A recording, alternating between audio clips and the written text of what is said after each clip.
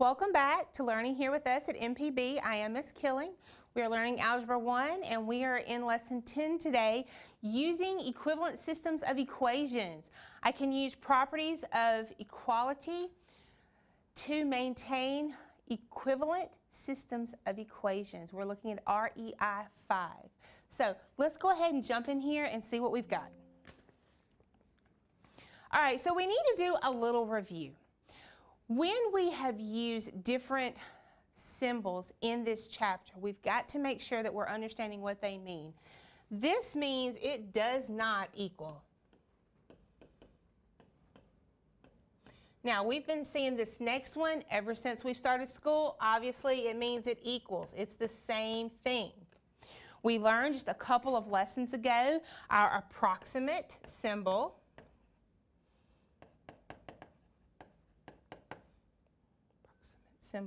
And then our new one is equivalent. Now we are going to use this equivalent symbol a good bit in our answering part of our equations, and when we get into some higher math you will really get into using this equivalent symbol. So I want to make sure that we've got a good understanding of it now. So let's look and see what we've got. It says an ordered pair that makes all equations in a system true is called a solution to that set. If two systems of equations have the same solution, they are called equivalent systems. Let's look at these equations. So I've got two equations here. My questions are, what ordered pair do we get when we graph these? What does the ordered pair tell us? Well, first thing I want to look at are these equations. I've got x plus y equals 3, and I've got x minus y equals 5. So if I take both equations, multiply them by a number, then I would create a system of equivalent equations. So let's look at some math that goes along with this. So it says, Snoopy and Woodstock started saving money for their trip to Beta Convention in February. Snoopy started with $150 and plans to add $5 to the total each week. Woodstock started with $200 and plans to add $3 to the total every week. After how many weeks will Snoopy's and Woodstock's savings be the same?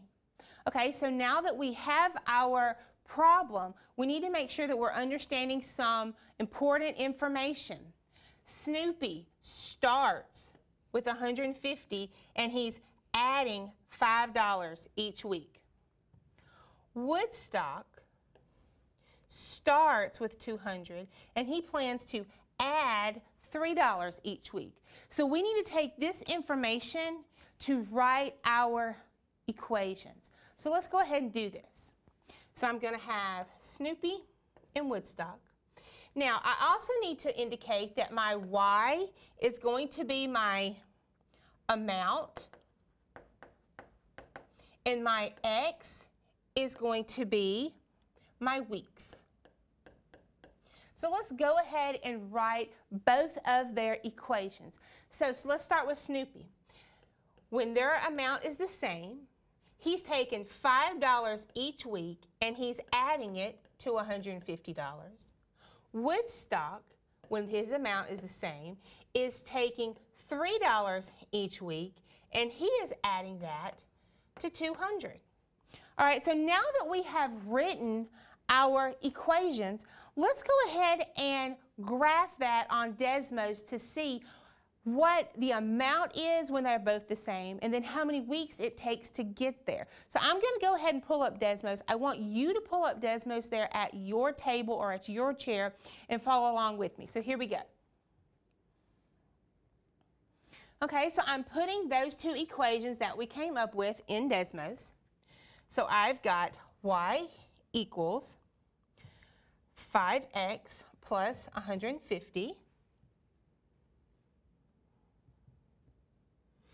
And then I've got y equals 3x plus 200. Now, you're looking at your screen and you're looking at my screen and you're saying, Miss Killen, I don't see anything. Well, that means maybe our points of intersection and our lines are higher or out of this range. So I'm going to go over here to my right and I'm going to zoom out with my subtraction sign. So I'm zooming out and lo and behold, there it is.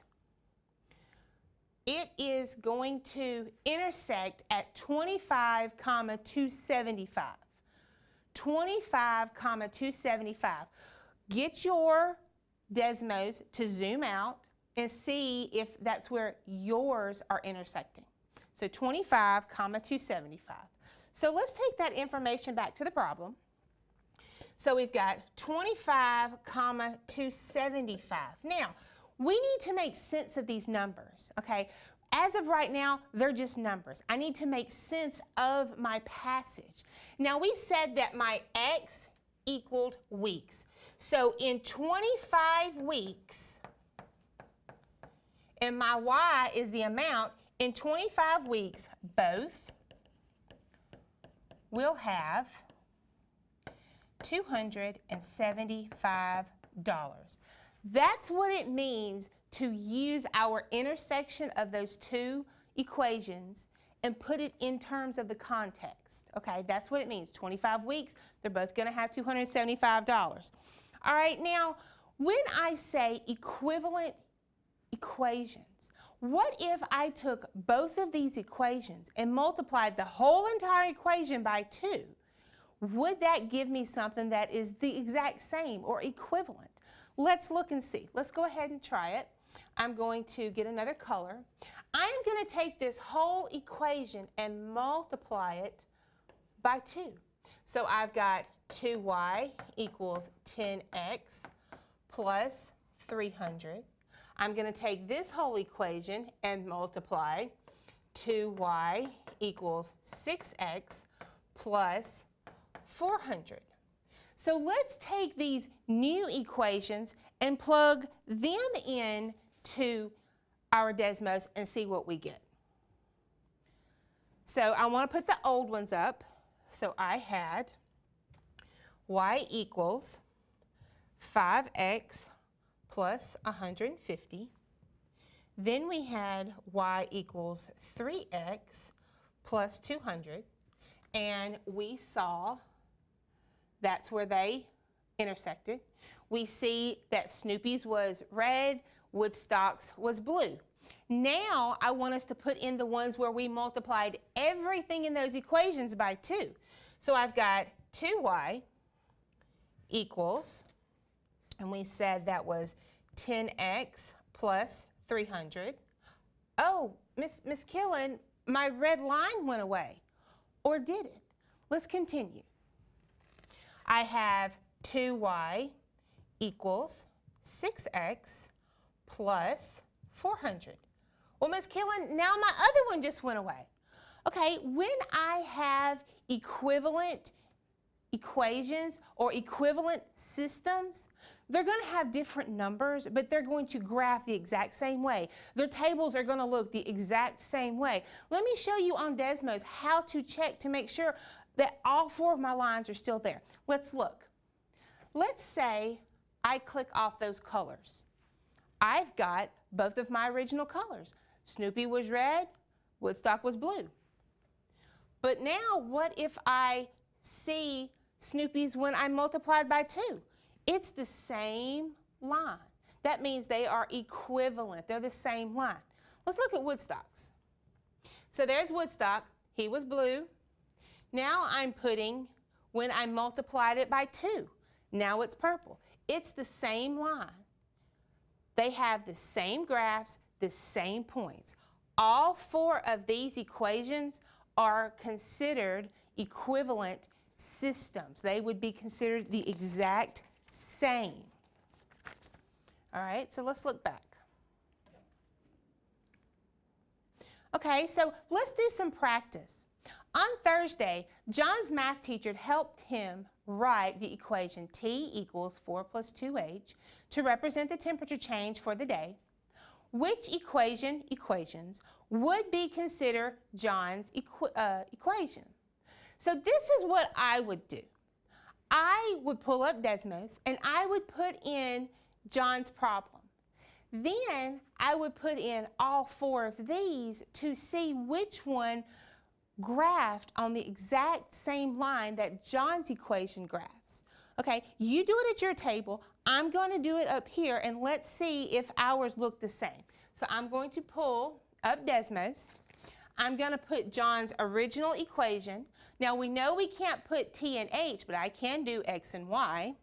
So I have t as going to be my y equals negative 0.5 times 2 minus h, which was x, parentheses. So there is John's equation with y-intercepts and x-intercepts. Now let's put the possible answers and see which one will also be graphed on that same line. So the first one I had was y equals x plus 4 plus x plus 4 plus x. The next one I had is y equals 2x plus 6 minus 4x minus 2.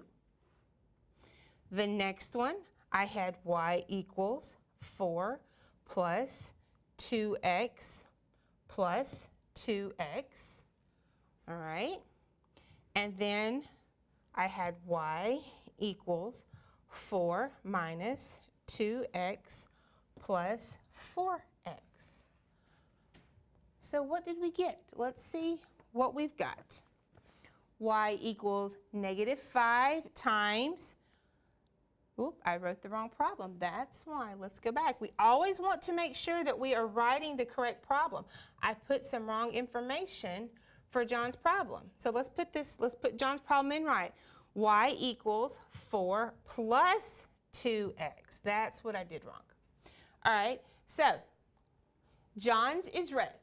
We're looking for one that will overlap John's problem. So we're going to try the first one. Okay. Do I see a blue one? Yes, I do. It's right under the red one. Okay, so I know that that first one is. Now let's try the next one. There's green. It intersects John's problem, but it does not overlap it, so it is not equivalent. Let's do the next one. Purple. Same as the first or the second one. It intersects, but it does not overlap it. And then the last one. Oh, look at that. They lie on the same. So all 3 of these, John's problem, our first one and our last one, overlap, meaning they are equivalent. So what I would put is the first one and that one. Good job, guys. On Friday, Perry created the equation T equals negative 0.5 times 2 minus h to represent the temperature change again. Winston created the equation T equals 4 times 0.5h plus 2 minus 1.5h minus 9. Whew, Winston had a lot of time. Are these 2 equations equivalent? So I've seen both of Perry's and Winston's. Now I'm going to go to Desmos and graph them to see if they overlap or lie one on top of the other. So let's do that. So let's put in Perry's first, knowing we can't use t and h, but I can x and y. So I've got y equals negative 0.5 times 2x. So there's Perry. Perry's in red. Now let's do Winston's. So I've got y equals 4 times 0.5x plus 2 parentheses minus 1.5x minus 9. Do they lie on top of each other, or do they graph one on top of the other? No, they intersect, so they have a solution, but they are not equivalent equations. They are different. Good job.